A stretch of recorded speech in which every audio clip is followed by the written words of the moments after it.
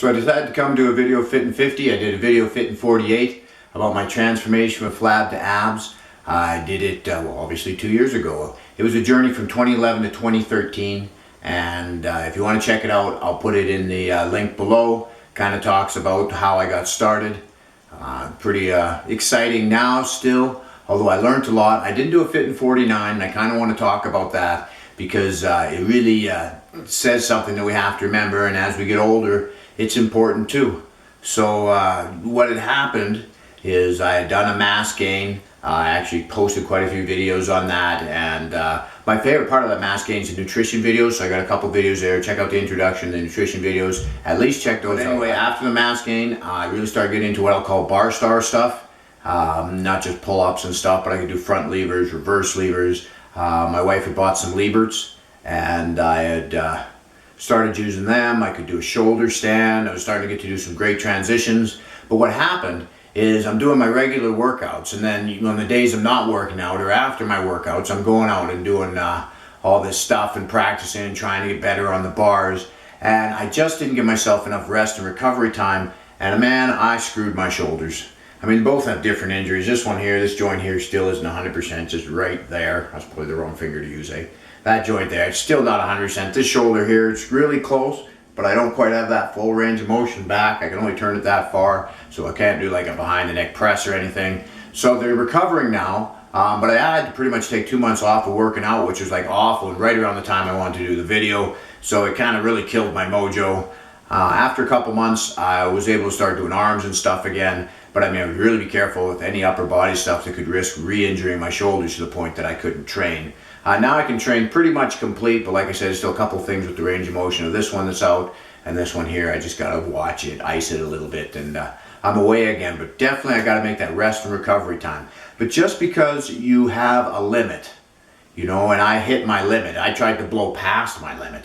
Here was my limit, and I just went boom, and it wasn't a good idea. So just because you have a limit though, doesn't mean you can't change your limits. So that's as far as I could go, and I need rest and recovery. But I could have kept pushing up against that limit and slowly moved it away so that I could do more. But I just tried to do too much too fast and didn't take the time to recovery. I actually saw a video of Michael Hearn. He was talking about the #1 mistake he sees people doing in the gym. And what he says is new people particularly is they go too hard too early. And I thought that was great advice, and from a guy who has probably one of the most enviable physiques out there in the world. So it's just one of those things, you got to be progressive. So what that means, when you first start working out, you got to learn the exercises, learn the movements, and then start building upon how much you can do and slowly do more. And there's a lot of different ways to change it, right? You can change your rest, shorten your rest, make it tougher to do the next set. Shorter rests are a way you can do it. You can go a slower pace. It's way harder to lift a weight when you slow the pace way down, especially dropping the pace of those negatives makes it tough. You can, well, obviously you can increase the weight, you can increase the frequency, the number of sets, the number of reps. So there's a lot of different ways you can increase the intensity of workouts, and you should always be trying to find a way to increase it a little bit every workout without pushing yourself too far. So you need to take that time to rest after. When I work out, I try to go 110% and then take the recovery time to recover, and that works best for me. Even with my running, speaking of that, that was something this year I did a lot better too.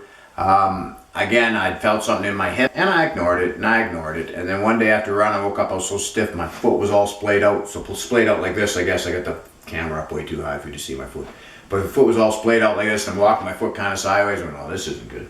So I went to the doctor, and actually he massaged it out, and he said, just need some massage, and that was great, but I also needed to take some rest. So actually I found, coming up to that race, I ended up running once a week and riding my bike once a week to try to keep my heart rate up and to keep working on my cardio leading up to that race. And I'd kind of like to mention next spring's race because coming 50, and we're talking about how you got to kind of do things gradual and you have limits. Well, one of the things that I want to do more of, and I recognize I have a limit there, is I want to try to raise some money. I'm going to raise money for cancer for my next run. That's something I've never done. I've donated. We donate regularly, but I want to actually go out and raise money. Something new is going to do. That's one of the things I'm going to do to celebrate my 50th birthday. I might come on and do a bit of a video, kind of let you know what I'm doing, and if you want to help out, that'd be awesome.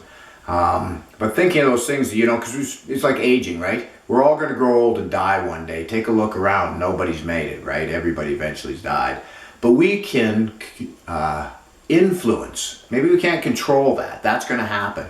But we can influence how well we live while we're alive by making wise decisions on how we eat and on training. And we can keep ourselves as young as possible. I mean, I'm doing pretty good for 50. There's guys that are doing way better than me. So it's good to know that they're out there. And maybe you feel like you've just got too far to go. But just remember, you can influence the path you're on now. So maybe you have farther to go, but you can still make changes that are going to help, that are going to aid in longevity, that are going to aid in quality of life, and that are going to make you happier because you can live life fuller. That's one of the things that we can influence. Our finances we can influence. We can't control the economy. We can't control if we get laid off. But we can study. We can learn more about our jobs. We can get better at our craft, whatever it may be. We can get better at saving. We can work toward paying off our debts. And sometimes it's tough to get started. That's a tough one to get going and get turned around. I've been in the bad side of that, right? Where I am broke and I'm overextended and I got to turn it around. And it took a long time. So I know what that's about, and I know it's not easy, but I also know you can influence it through little changes, extra work, improving yourself at your job makes you more important to last, and learning what you need to do to advance is very important. Sometimes just asking your boss, what is it? What am I not need to do better? They always do those employee reviews. Ask him some questions, and then try to apply them, and let him know that you're applying them. Show him you're applying them. There's a way you can influence that. And I can't cure cancer, but I want to have an influence in that.